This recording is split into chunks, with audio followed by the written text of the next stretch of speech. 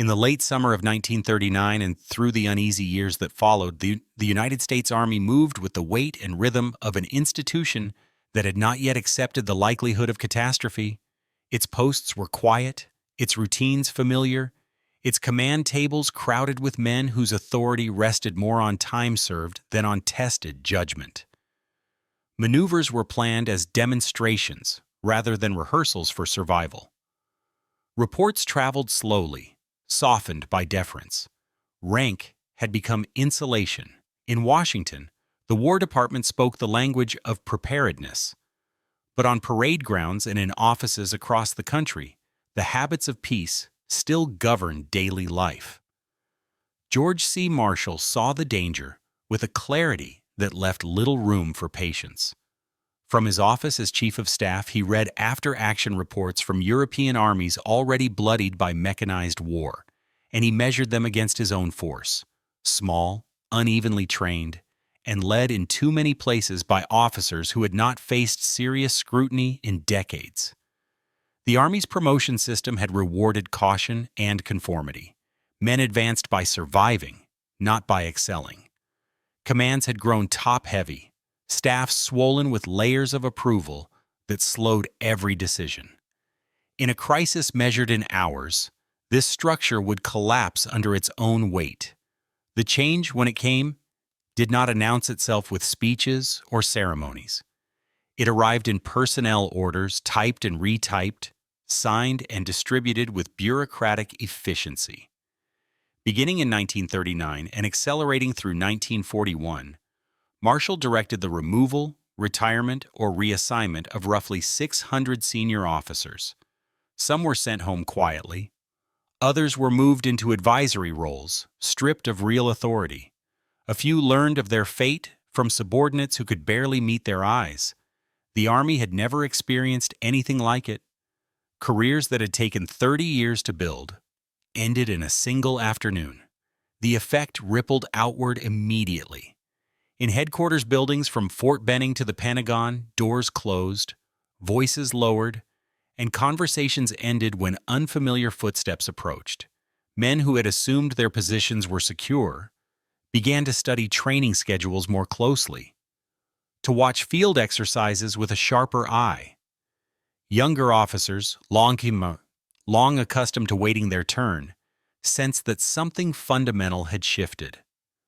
Performance reports, once perfunctory, became consequential.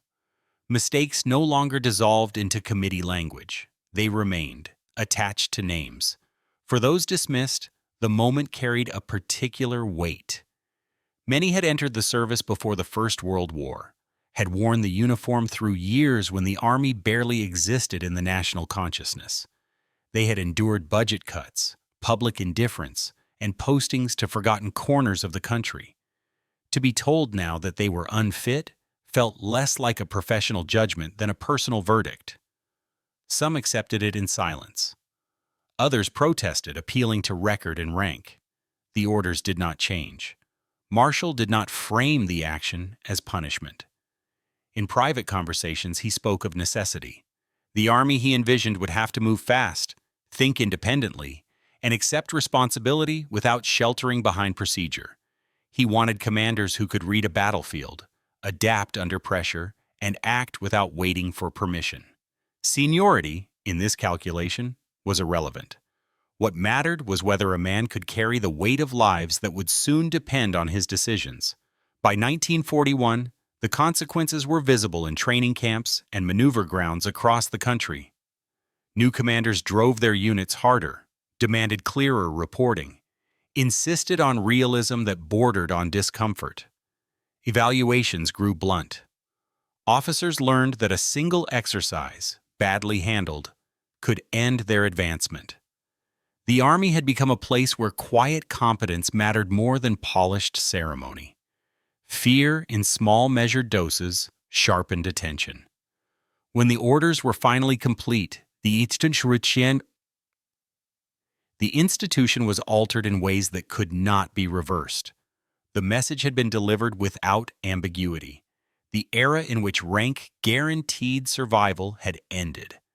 From that point forward, An officer's future rested on his ability to perform under scrutiny, to adapt, and to accept responsibility without excuse. The shock lingered, but so did the understanding. In an army preparing for a war it could no longer avoid, performance had become the only currency that mattered. For George S. Patton, the quiet dismissals and sudden reassignments that unsettled the Army did not come as a shock. They confirmed something he had long accepted, often privately and sometimes aloud, that war had no patience for etiquette or inherited authority.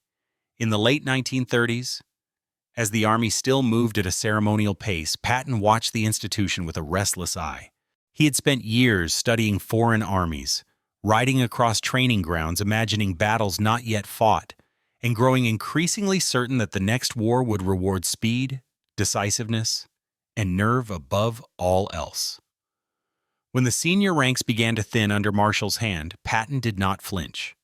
At Fort Myer, and later in California, where Patton moved through staff assignments and training commands, the news circulated the same way it did everywhere else, through clipped conversations, folded orders, and sudden absences at mess tables. Men who had once commanded respect by presence alone were gone, their names removed from schedules without ceremony. Some officers reacted with alarm, reading the purge as a warning that no career was safe. Patton read it differently. To him, it was an admission that the Army was finally preparing for the kind of war he believed was inevitable. Patton did not write letters in defense of colleagues who disappeared from command. He did not join the quiet resentment that simmered in officers' clubs after hours. Loyalty, in his view, was owed to the mission, not to men who could no longer carry it. He had little interest in preserving traditions that slowed action or softened judgment. His private notebooks from the period reflect a man increasingly convinced that the Army was shedding dead weight, and that those who remained would either rise by proving themselves or fall just as quickly. What distinguished Patton in these months was not his rank, which was still modest, but his readiness to adapt his behavior to the new expectations taking shape. He drilled harder, demanded sharper execution, and showed little tolerance for hesitation.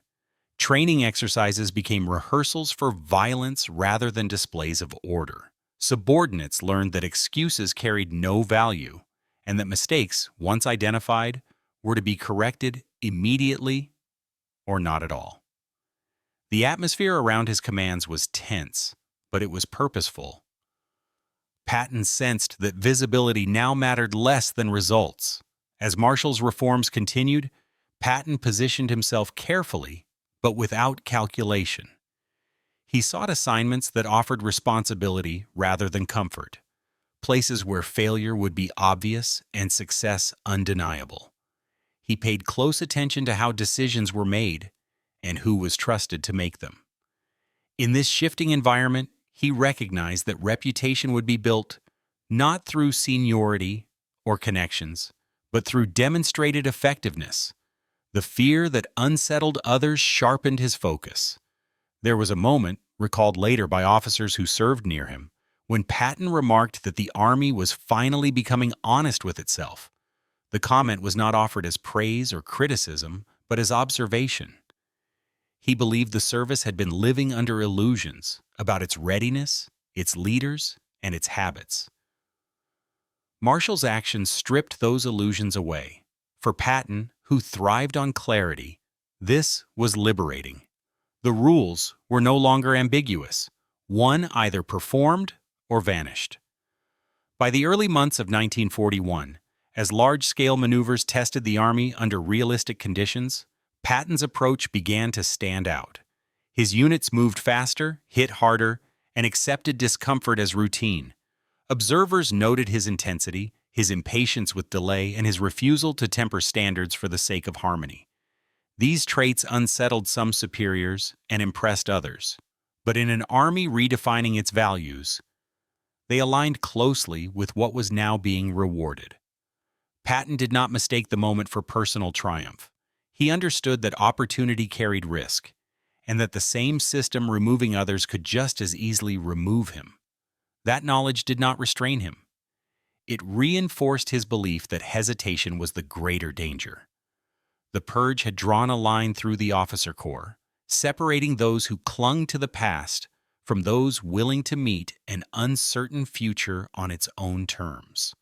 Patton stepped forward without looking back, convinced that in a war measured by action, fear belonged to those who stood still. Rather than temper his conduct to suit a nervous peacetime army, Patton moved in the opposite direction. In the months after the dismissals began, his commands grew harsher, louder, and less forgiving. Training days lengthened. Inspections became relentless. Small errors that once passed unnoticed were corrected publicly and immediately. To Patton, the removal of senior officers was not merely administrative reform. It was evidence that the institution had lost tolerance for illusion. If men could be erased from command without warning, then preparedness had to be unmistakable, not claimed, but demonstrated daily. At posts where Patton exercised authority, mornings began earlier and ended later. Vehicles were expected to move as if under fire, not along chalked routes designed for convenience. Marches were extended until exhaustion revealed weaknesses that polite schedules concealed. He demanded that officers know their units in detail, numbers, capabilities, limitations, without consulting papers. Maps were treated as living documents studied until terrain could be recalled from memory. Patton insisted that war would punish hesitation more severely than fatigue, and he shaped his routines accordingly. Discipline under Patton was rigid, but not ceremonial. Salutes mattered less than execution. Clean formations were secondary to movement under pressure. He had little patience for explanations framed around shortages, weather, or inexperience. The Army, he believed, would not be granted allowances once fighting began.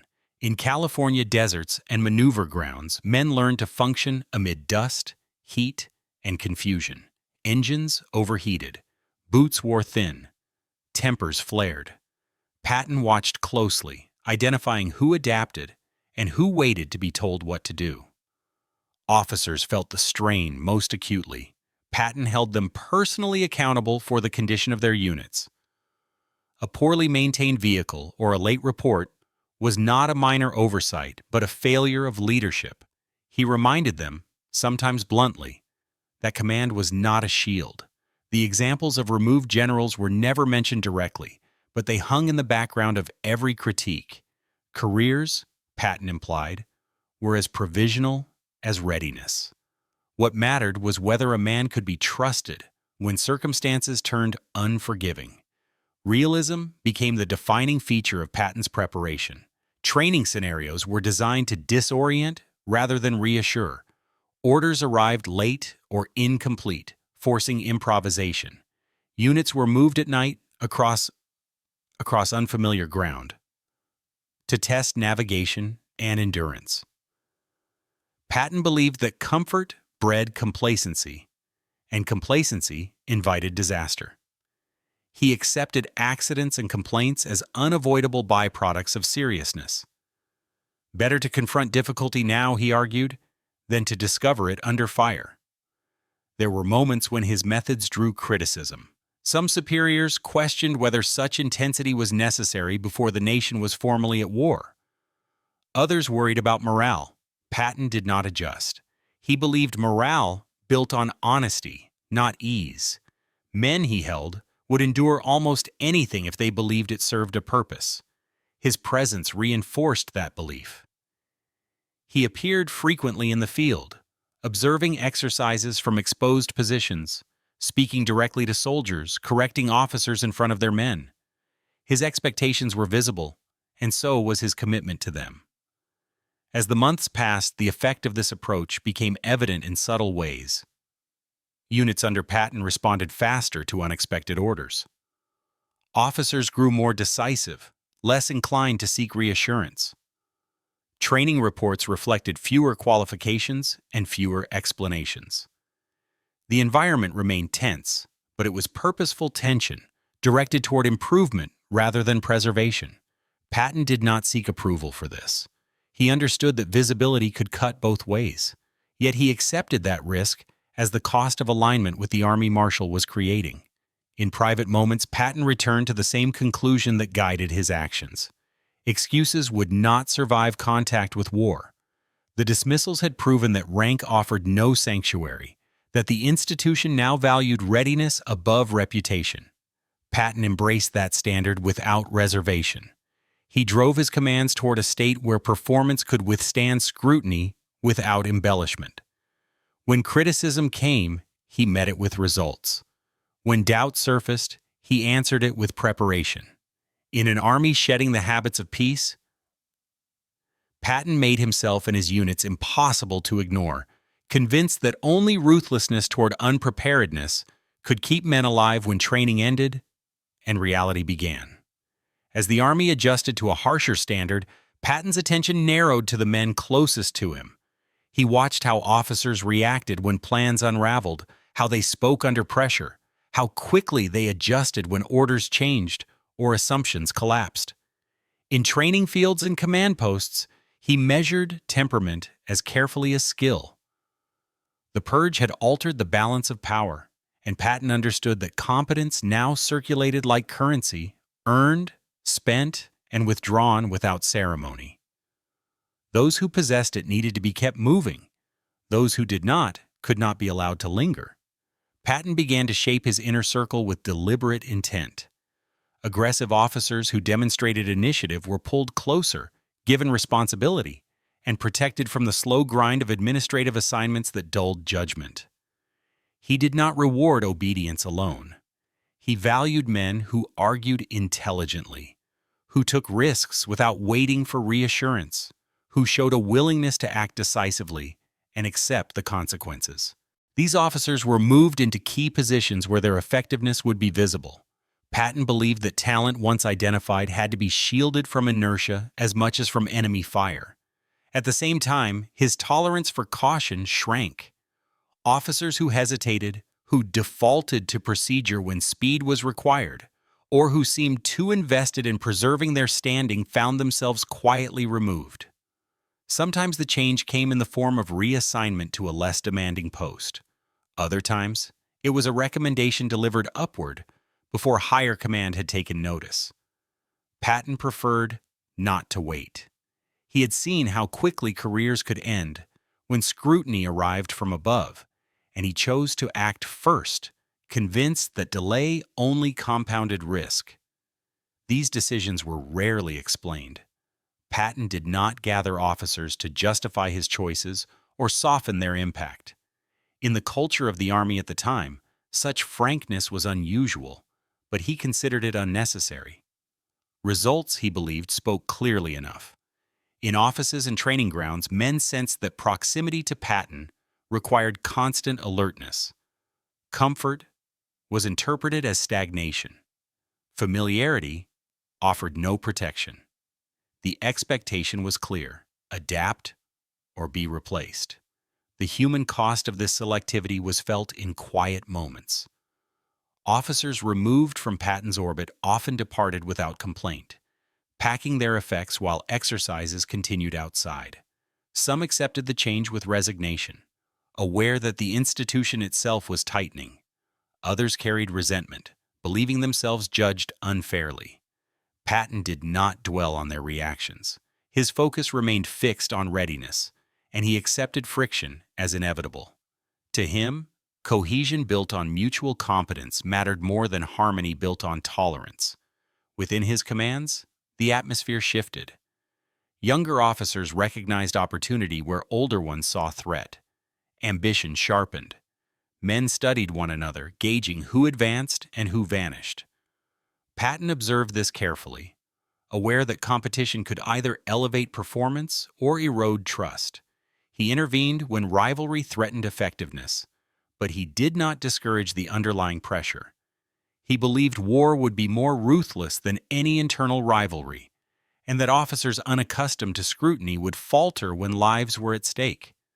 Patton's approach reflected a broader understanding of the moment. The purge, in his view, was not a singular correction, but the opening phase of a longer transformation. Standards would continue to rise. Scrutiny would deepen. The margin for error would narrow. By selecting his subordinates with increasing care, he aimed to stay ahead of that curve. He wanted a staff and command structure that could withstand examination without adjustment, that would not need protection once the Army turned fully toward combat. There were instances when his judgment was questioned. Some superiors worried that his removals were premature, that experience was being discarded too readily. Patton listened, but he did not retreat.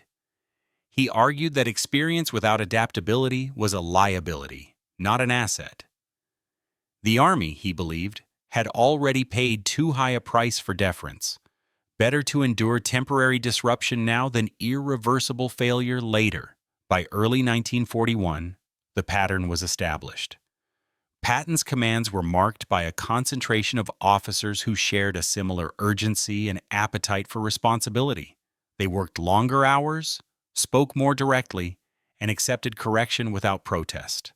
The system Patton built around himself was lean and demanding, designed to move quickly and absorb shock. He knew it was imperfect, and he knew it would be tested. But he also understood that the institutional reckoning underway would not stop with the first wave of dismissals. The purge had only begun to expose weakness.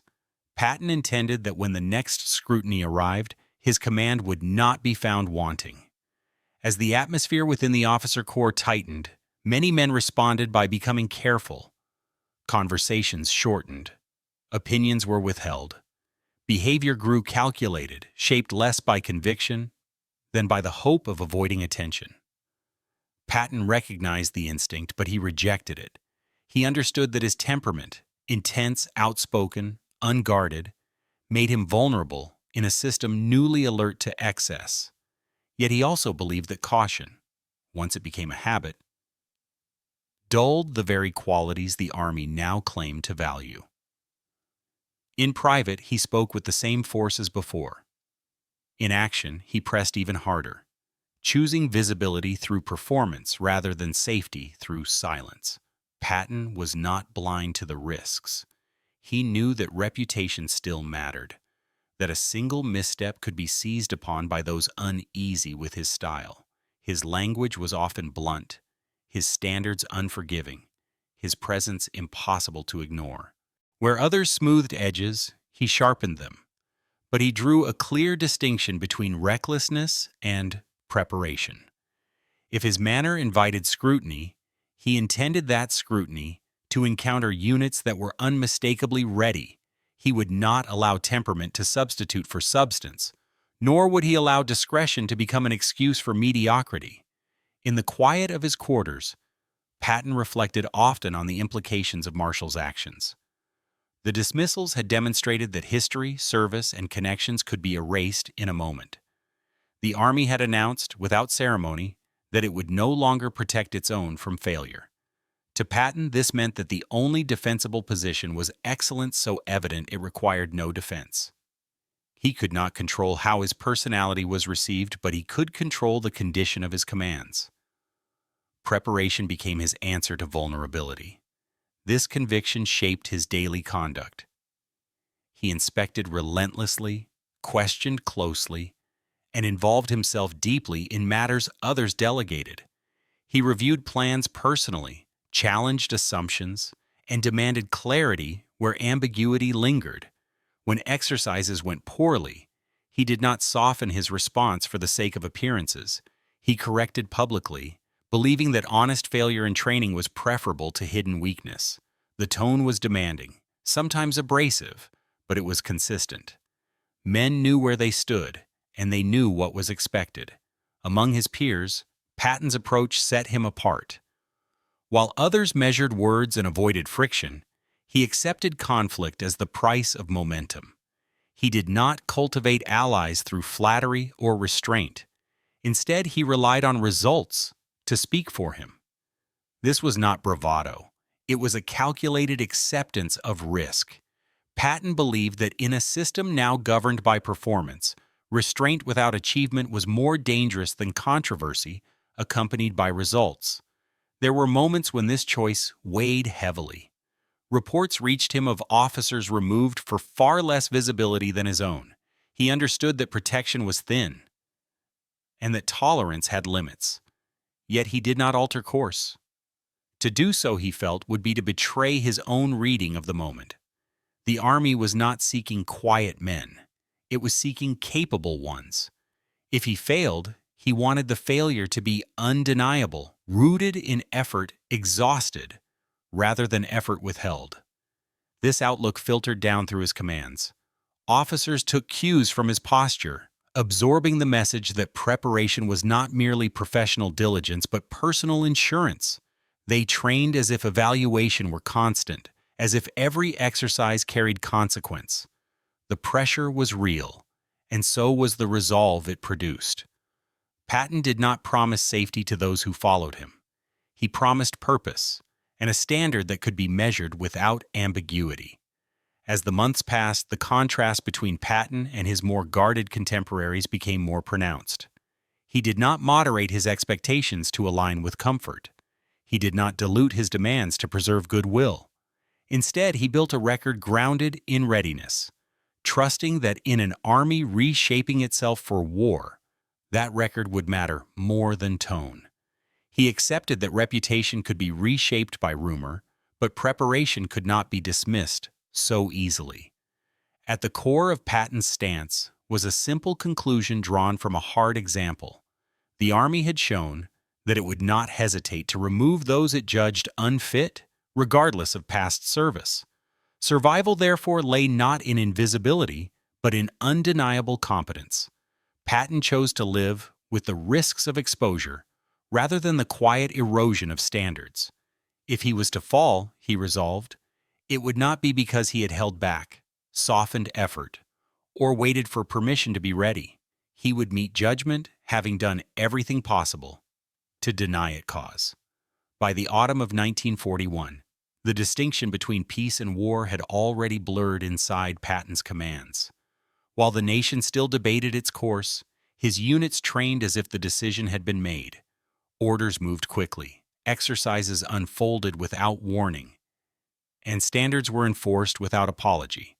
The atmosphere carried an edge that others found excessive for the moment, but to Patton, the moment had already passed. The dismissals that had thinned the senior ranks were no longer news. They were context. They had revealed what the army had become, and what it expected from those who intended to remain. Across training grounds in California and the Southwest, the signs were unmistakable. Maneuvers were conducted at full tempo, with little allowance for comfort or delay. Vehicles were pushed until mechanical limits were exposed. Staff work was scrutinized with the same severity as field performance. Patton treated preparation as a continuous state, not a phase to be entered when war was declared. He believed that the difference between readiness and unpreparedness was measured not in intention but in habit, and habits had to be formed before they were needed. The officer corps around him understood the implication. There was no safe distance from evaluation. Performance was observed constantly, judged against an uncompromising standard. Patton did not wait for formal inspections to correct deficiencies. He corrected them as they appeared, sometimes sharply, sometimes publicly, but always decisively. His presence was felt at every level of command, not as ceremony, but as pressure. Men sensed that they were being tested for something imminent, even if its exact shape remained unclear. The broader army was still adjusting to its transformation. Some officers remained cautious, mindful of careers interrupted by a single unfavorable report. Others clung to procedure, hoping structure would shield them from scrutiny. Patton moved past both instincts. He accepted that there was no shelter left. The institution had demonstrated that it would remove those it judged inadequate without hesitation. In such an environment, restraint offered no advantage. Only results endured. This understanding informed everything Patton did. He made his commands visible through action rather than advocacy. Reports from exercises spoke plainly. Observers saw units that moved aggressively, adapted quickly, and recovered from error without delay. Patton did not attempt to soften impressions or manage perceptions. He allowed his work to generate both admiration and unease, trusting that readiness would carry more weight than tone. He had chosen a path that left little room for ambiguity. When news arrived in December that the nation was at war, the transition inside Patton's commands was less dramatic than elsewhere. There were no abrupt changes in routine, no sudden tightening of standards. The pace had already been set. What changed was the context in which that pace was now understood. The preparations that had seemed severe in peacetime were reinterpreted as necessary. The intensity that had drawn criticism now appeared prescient. Patton did not react with celebration or relief. He treated the announcement as confirmation rather than surprise. The Army, in his view, had been moving toward this moment for years, whether it acknowledged it or not.